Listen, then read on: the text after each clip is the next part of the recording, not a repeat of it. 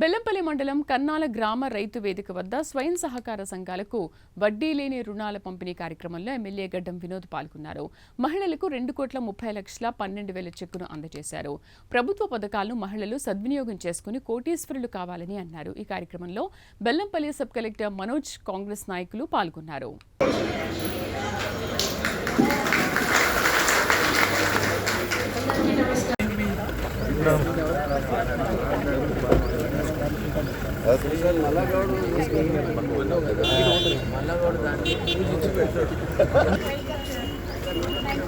అంటే మీకు young ladies అంటే తప్పలేదు కదా, అంటే బెల్లంపల్లి నెట్టుంటారు కదా, యంగ్ లేడీ అంటే కూడా తప్పట్లేదు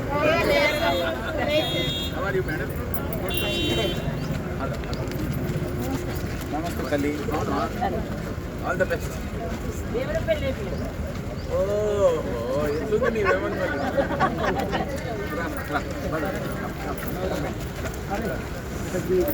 కూర్చో కూర్చో అమ్మాయి ఇక్కడ చూడండి.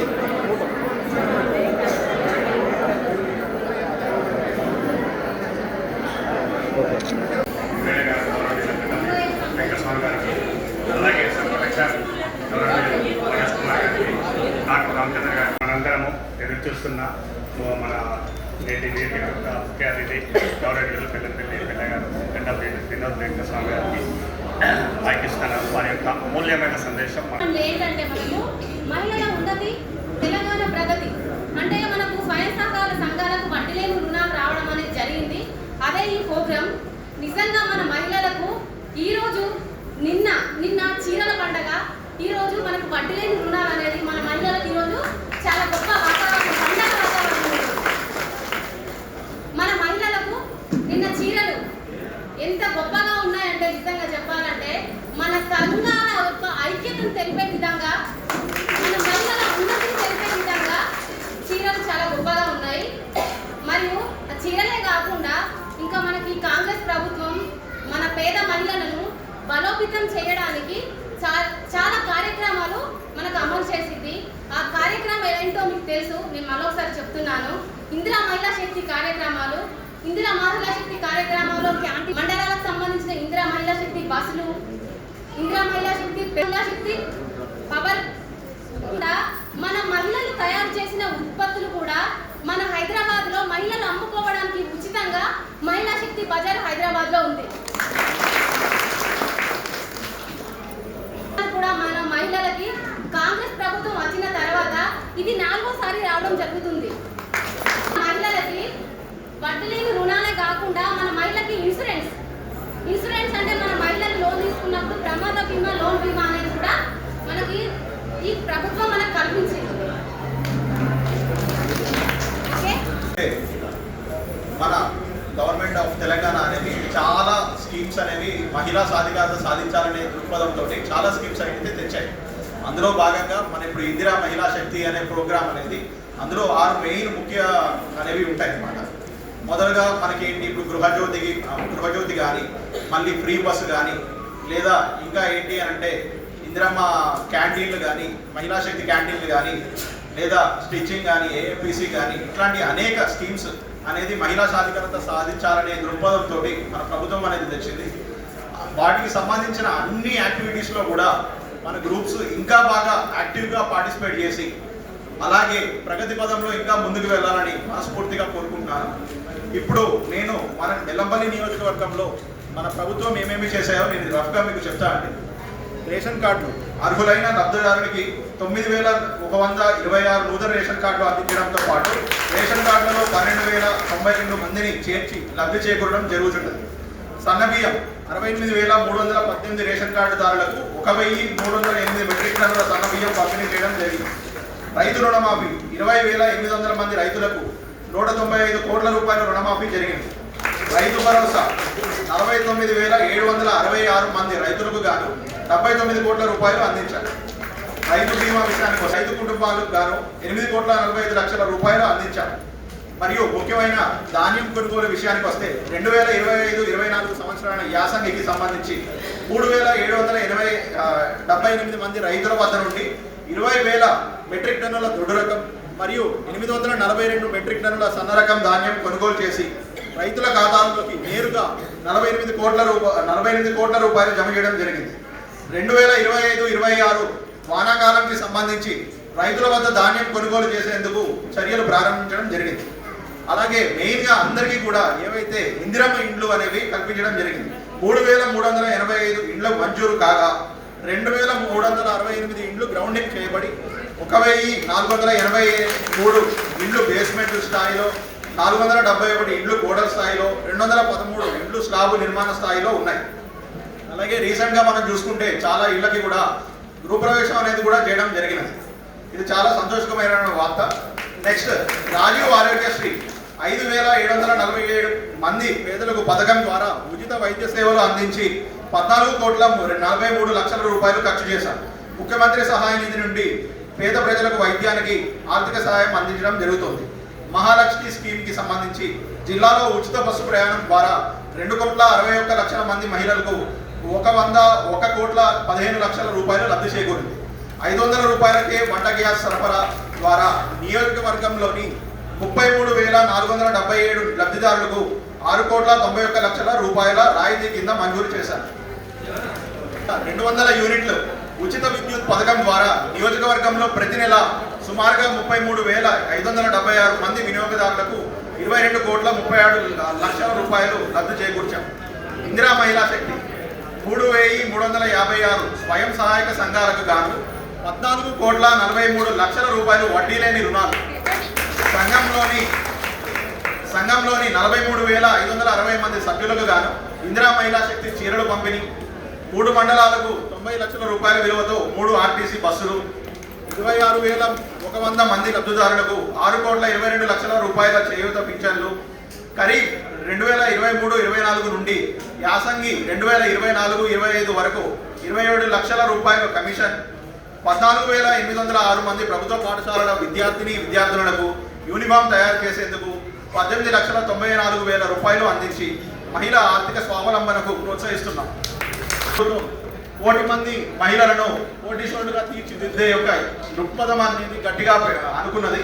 సో మీ అందరికీ కూడా ఈ సభను ఉద్దేశించి మెయిన్గా చెప్పేది ఏంటంటే, మీరు కష్టపడండి. మీ వల్ల మీ కుటుంబం వల్ల మీ గ్రామం వల్ల మీ మండలం వల్ల మీ జిల్లా, దానివల్ల పూర్తి రాష్ట్రం కూడా సుభిక్షంగా ఉంటుంది. ఈ సభని ఉద్దేశించి ఇంకా నేను సెలవు తీసుకుంటున్నాను. దాన్ని కాపాడుకుంటూ మహిళా సోదరులందరూ ఇంత పెద్ద శక్తితో ఓటించినందుకు ఇవాళ ఈడొచ్చి నిలబడి మీ ఎదురుగా మాట్లాడే ఒక అవకాశం ఉంది. మా రేవంత్ రెడ్డి గారు, సోనియమ్మ తల్లి, ఖర్గే అంకులు, రాహుల్ గాంధీ గారు, ప్రియాంక గాంధీ గారు ప్రత్యేకంగా సెప్టెంబర్ 16, 2022 మహిళా శక్తి సోదరుల కోసం తీసుకున్న ఒక శపథాన్ని కాపాడుకుంటూ ప్రజలకు సేవ ఎట్లా చేయాలన్నా మీరే నిజమే చెప్పాలంటే ఇలా కాంగ్రెస్ పార్టీకి ఇచ్చిన అవకాశం, మీ శక్తి, దానికి మళ్ళీ నిరూపించుకుంటారు. మీరు అడిగిన ప్రతి ఒక్క స్కీమ్ని ఇప్పటిదాకా మా లేడీ సోదరులందరూ మంచిగా ఎక్స్ప్లెయిన్ చేసుకోండి. దాన్ని మీరు కాపాడుకోండి. నేను మీరు ఇచ్చిన అవకాశాన్ని ప్రజలకు ఎట్లా సేవ చేస్తే బాగుంటుందా, మీ అందరికీ చాలా ముఖ్యమైన ఒక సమస్య అయితే చెప్పే బాధ్యత నాకున్నది. లక్ష్మి అంటే డబ్బు. లక్ష్మిని కాపాడుకోవాలంటే వాస్తవంగా చెప్పాలా చాలా కష్టం. అది ఎంత కష్టం అంటే చేతిలో 10 రూపాయలు రాగానే ఎప్పుడు స్లిప్ అవుతుందో అనేది ఉంటుంది. ఇది వాస్తవమా కాదా? అందరికి ఖర్చు అవుతుందా కాదమ్మా? దీన్ని కాపాడుకోవాలంటే చాలా కష్టపడాలి. కష్టపడితేనే డబ్బు మన దగ్గర ఉంటుంది. ఇవాళ ప్రభుత్వం ద్వారా మా పెద్దలు రేవంత్ రెడ్డి గారు తీసుకున్న అందరినీ లక్షాధికారులు కరోడ్పతిని చేయాలని అనే చిత్త ఉద్దేశంతో చెప్పినప్పుడు మీరందరూ పట్టుదల పట్టుకొని మీ ఏ స్కీమ్స్ ఉన్నాయో దాన్ని అర్థం చేసుకొని మా ఉన్న కన్సర్న్ అధికారులతో మీరు తీసుకోండి. ఏ మహిళకైనా కానీ ఏది అవసరం ఉన్నా 1% కూడా మోమాటం పడుతుంది. మన తెలంగాణలో మన ఆడపడుచులకు ఒక చిన్న ప్రాబ్లం ఉన్నది, మోమాటం ఎక్కువ, పని తక్కువ. అందుకోసం దయచేసి మోమాటాన్ని పక్కన పెట్టేది, పని ఎక్కువ చేయని, జనాలలో ఎట్లా మనం సేవ తీసుకోవాలి, మేము లీడర్లకు ఉన్నాక మీకు ఏం సేవ చేస్తే బాగుంటుందా, మా ద్వారా మేము గవర్నమెంట్లో ఏం మాట్లాడి మీకు ఏం స్కీమ్లు ఇప్పియాలా, దానికి ఇట్లా పట్టుదల పట్టుకుంటే ఇక్కడ 2-3 చాలా మంది ఆడలు మాట్లాడింది, నిన్న కూడా మాట్లాడింది, మా విజయలక్ష్మి మాట్లాడింది, నిన్న ఇక లత కూడా మాట్లాడింది నిన్న. చాలా అంటే చాలా బాగుంటాయి మన దగ్గర. చీరల పంపిణీ అయినప్పుడు చూసిన వాళ్ళ ధైర్యాన్ని మర్చుకోవాలి.